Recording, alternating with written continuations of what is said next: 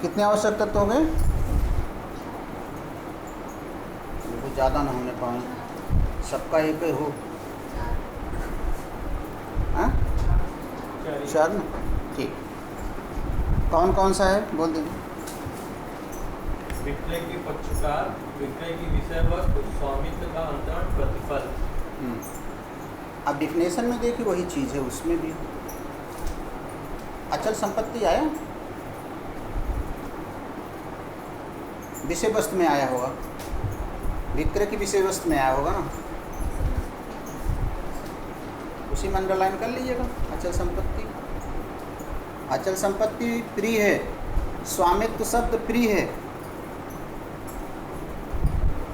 जब पेपर आएगा तब पता चलेगा कौन प्रिय है, इसका महत्व तो तभी चलेगा।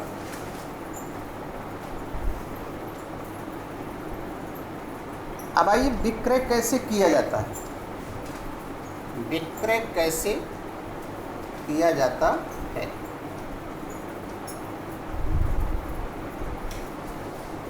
विक्रय कैसे किया जाता है,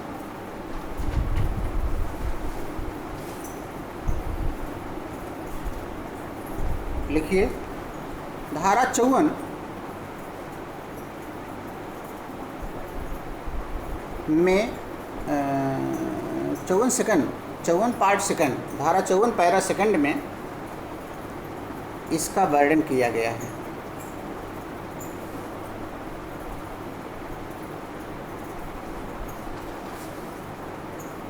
जो निम्नलिखित है,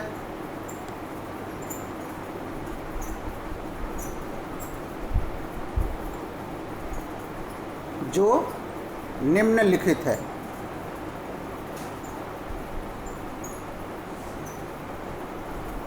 पहला,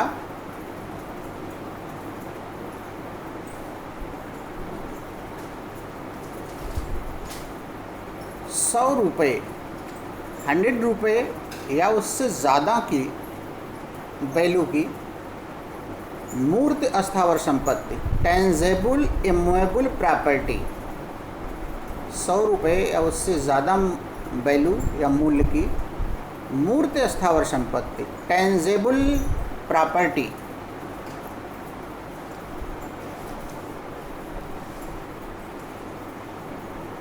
का अंतरण either written and registered or only delivery, या तो केवल पंजीकृत लिखत द्वारा या केवल संपत्ति के परिधान द्वारा हो सकता है। 100 रुपये या उससे ज़्यादा के मूल्य की मूर्त अस्थावर संपत्ति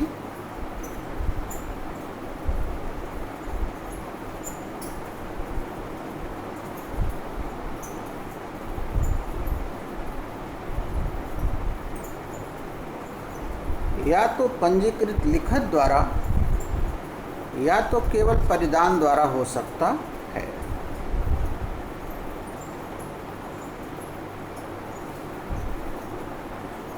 दूसरा पॉइंट, 100 रुपये से कम मूल्य की, 100 रुपये से कम मूल्य वैल्यू की मूर्त अस्थावर संपत्ति, टेंजेबल इमूवेबल प्रॉपर्टी, मूर्त अस्थावर संपत्ति, टेंजेबल इमूवेबल प्रॉपर्टी, 100 रुपये से कम मूल्य की मूर्त अस्थावर संपत्ति का अंतरण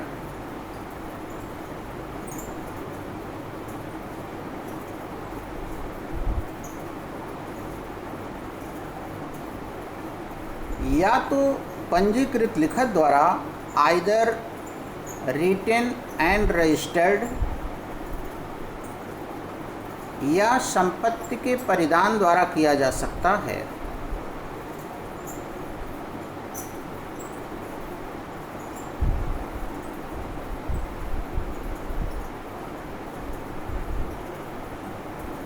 या संपत्ति के परिधान द्वारा किया जा सकता है।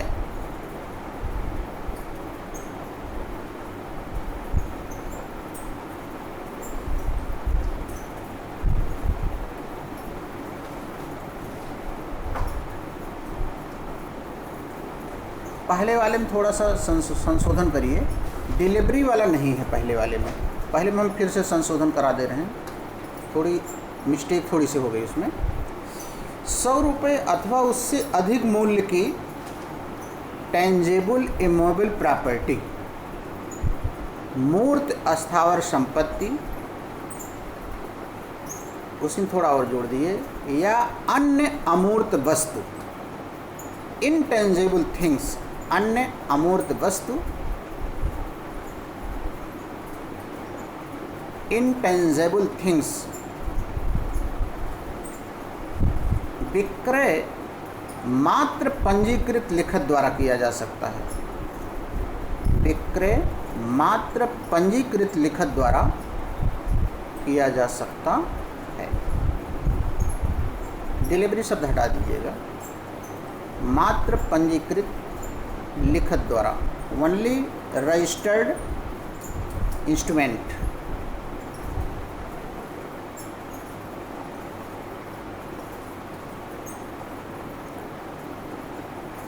तो एक बार फिर विक्रय कैसे होता है उसके लिए 2 पॉइंट हम आपको पहले बता रहे हैं। 100 रुपये या उससे ज़्यादा की अगर मूल्य की संपत्तियां हैं और मूर्त स्थावर हैं, मतलब दिखाई दे रही हैं वो, तो उनका, या अमूर्त जो नहीं दिखाई दे रही हैं, विक्रय केवल रजिस्टर्ड बिल द्वारा, रजिस्टर्ड डॉक्यूमेंट से किया जाएगा, उनका केवल रजिस्टर्ड होगा। और 100 से कम अगर हैं, मूर्त संपत्ति हैं, टेंजेबल इमोबल प्रॉपर्टी है, तो उसका अंतरण पंजीकृत लिखत के द्वारा होगा या संपत्ति के परिधान के द्वारा, डिलीवरी ऑफ प्रॉपर्टी के द्वारा किया जा सकता है। टेंजेबल का मतलब होता है जैसे दिखने वाली, जैसे मकान है, ज़मीन है। नॉन टेंजेबल का मतलब होता है हरिश्चंद्र जो लेते थे वहाँ पर टैक्स वगैरह जो लेते थे, वो दिखता नहीं है। घाट का जो चार्ज वगैरह होता है वो नॉन टेंजेबल है। तीसरा पॉइंट लिखिए, तीसरा पॉइंट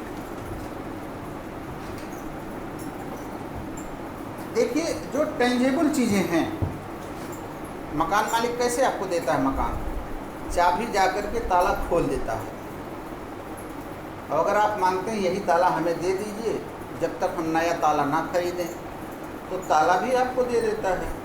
फिर आप नया ताला लाते हैं तो वो ताला वापस हो जाता है। तो इस तरीके से वो क्या देता है आपको, टेंजेबल चीज़ों का पजेशन दे देता है। तो जो चीज़ें आप खरीद देंगे उसका पजेशन कैसे दिया जाएगा, ये भी सेक्शन में लिखा है, वो भी नोट करिए। मूर्त अस्थावर संपत्ति का परिधान, टेंजेबल इमेबल प्रॉपर्टी की डिलीवरी, मूर्त अस्थावर संपत्ति का परिधान तब होता है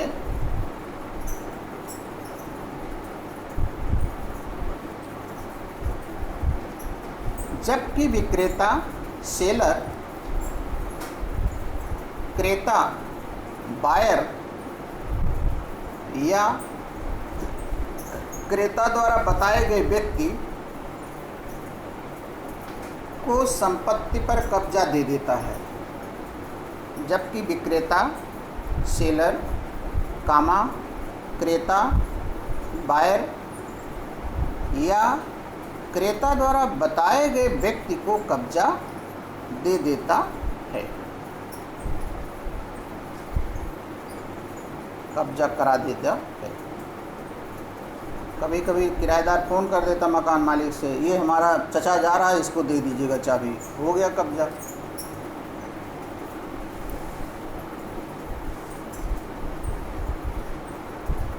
अब उत्तर प्रदेश की स्थिति थोड़ी सी अलग है। उत्तर प्रदेश के लिए एक लाइन एक्स्ट्रा आप नोट करिएगा।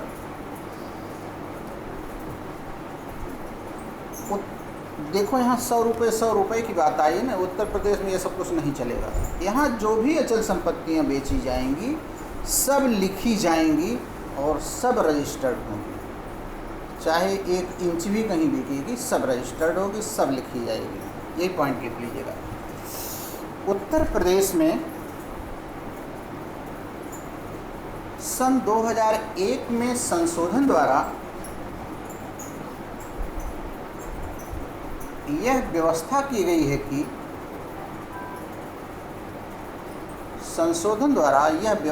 गई है कि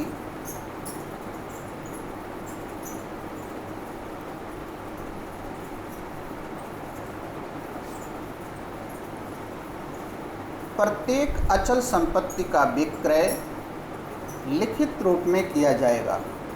प्रत्येक अचल संपत्ति का विक्रय, sale of every immovable property must be written, लिखित रूप में किया जाएगा।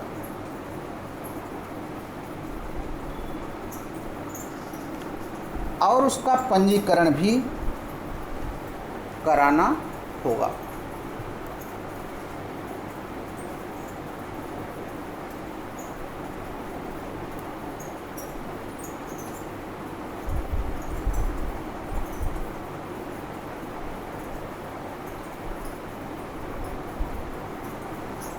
अब अगली आपकी हेडिंग बन रही है sale and agreement of sale, विक्रय तथा विक्रय की संविदा। विक्रय तथा विक्रय की संविदा में अंतर है ना। लास्ट पैरा है क्या, तीसरा पैरा।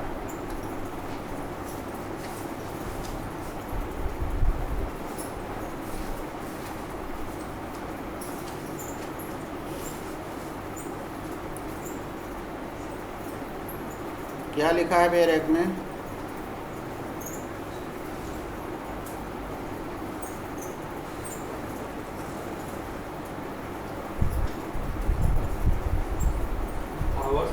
स्थावर संविदा की विक्रय संविदा यह संविदा है कि उस स्थावर संपत्ति का विक्रय पक्षकारों के बीच तय हुए निबंधनों पर होगा। वह स्वतः ऐसी संपत्ति में कोई हित या उस पर कोई भार शिष्ट नहीं करती। चलिए हम नोट कराते हैं। आप वैसे भी समझिए जैसे अब शादी विवाह में होता है ना, एक शादी होती है, एक रिंग सेरेमनी होती है। तो रिंग सेरेमनी जैसे विक्रय का करार आप मान लीजिए, वो फुलफिल होता भी या नहीं भी होता है। देखिए, विक्रय तथा विक्रय की संविदा में अंतर।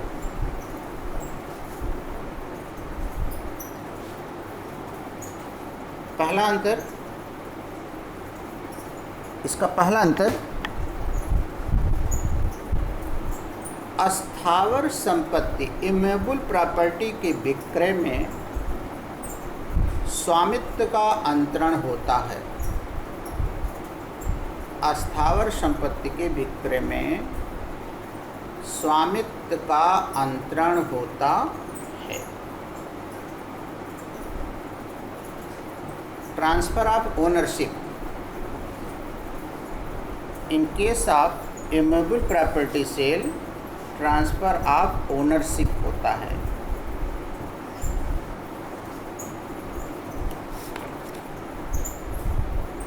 तो आपने विक्रय में लिख लिया ना, विक्रय में स्वामित्व का अंतरण होता है। अब थोड़ा पैरा बदल करके विक्रय की संविदा में क्या होता है? विक्रय की संविदा में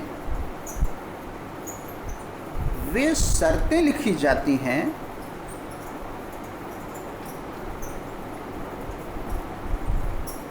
जिनके अनुसार भविष्य में संपत्ति में क्रेता का हित सृजित किया जाता है। संपत्ति में क्रेता का हित, इंटरेस्ट ऑफ द बायर, सृजित किया जाता है।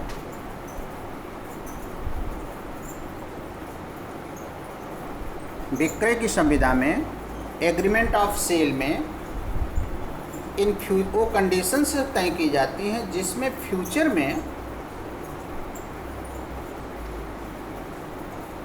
क्रेता का हित सृष्ट किया जाता है। Create the interest of buyer, क्रेता का हित सृष्ट किया जाता है। अर्थात हम आगे चल के इस शर्तों पर बेचेंगे। विक्रय में क्या होता है, ये लो 1 बोरी रुपए, नोएडा वाला प्लाट लिखो, ये खो गया विक्रय पूरा। और एक में है हम आगे चल कर आपको पैसा दे देंगे, हमें आप उसको लिख दीजिएगा। दूसरा अंतर, कंसिडरेशन जब आपको पढ़ा रहे थे तो कंसिडरेशन मैंने बताया था, कंसिडरेशन में एक होता है कि पूरा पैसा दे दिया जाता है, और एक होता है आगे देने का वादा किया जाता है, कुछ दे दिया जाता है।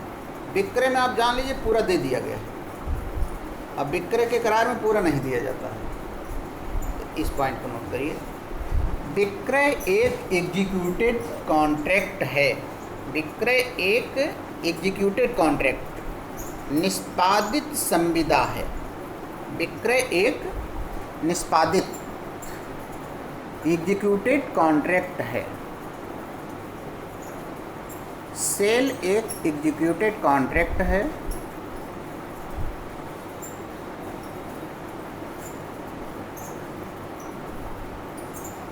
विक्रय एक निष्पादित संविदा है। मतलब वही कि पूरा पैसा आपने दिया, फिर मकान पे एडीए ने जाके आपको कब्जा करा दिया, जाइए ख़त्म हो गया। लेकिन दूसरे के लिखिए पैरा चेंज करके, विक्रय का करार एग्रीमेंट ऑफ सेल एक एग्जीक्यूटरी संविदा है। एग्जीक्यूटरी हिंदी लिखते हैं हम आपको,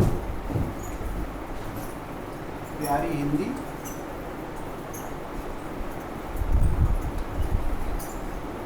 विद्यालय वाला है, निष्पाद संविदा है, एग्जीक्यूटरी। विक्रय का करार एक एग्जीक्यूटरी निष्पाद्य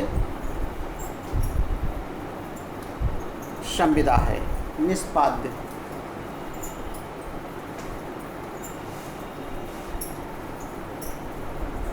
तीसरा,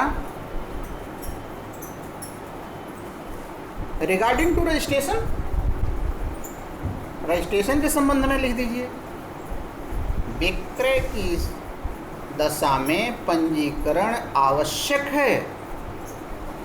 विक्रय की दशा में पंजीकरण आवश्यक है।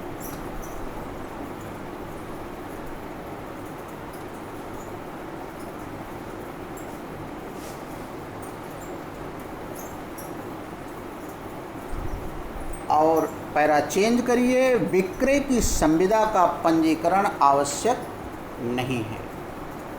एग्रीमेंट ऑफ सेल का रजिस्ट्रेशन आवश्यक नहीं है।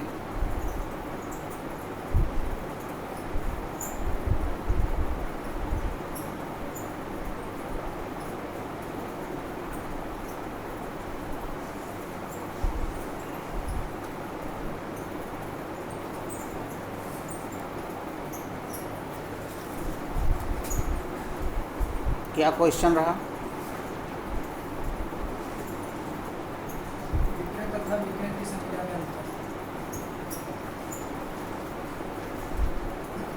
कंप्लीट जो उत्तर आया इसका प्रश्न जरा बना के बताइए पूजा।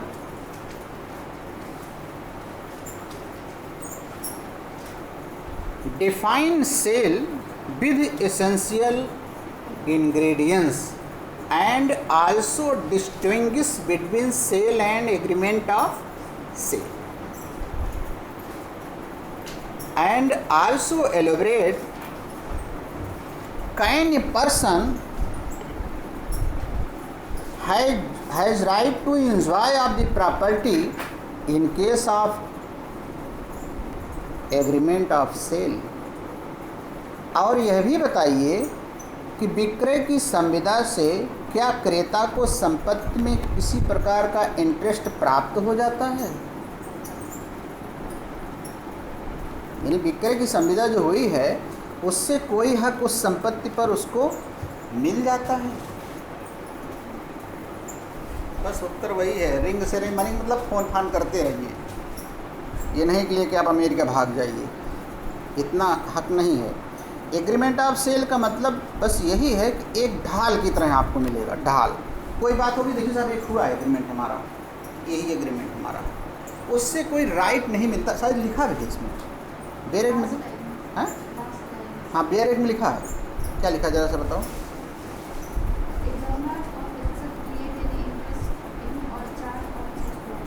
यही लाइन तुमको लिखना है, यही जोड़ दो नीचे अंतर में। एग्रीमेंट ऑफ सेल में क्रेता को संपत्ति पर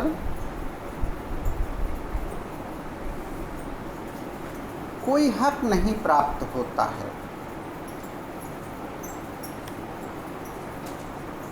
कोई हक नहीं प्राप्त होता है। एग्रीमेंट ऑफ सेल 10,000 में करा लिए हैं, कह रहे हैं बात चलो।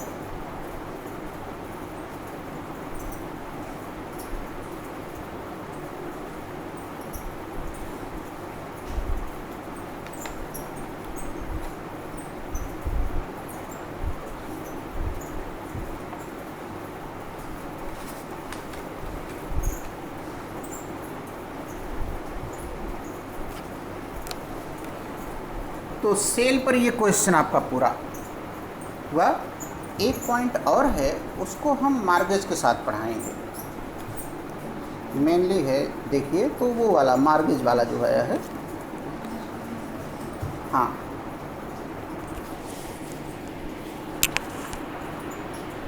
इसमें है ना पार्श्विक क्रेता द्वारा क्रमबंधन पढ़ा तो रहे हैं, लेकिन उसको मार्गेज के साथ ही आपको लिखा देंगे।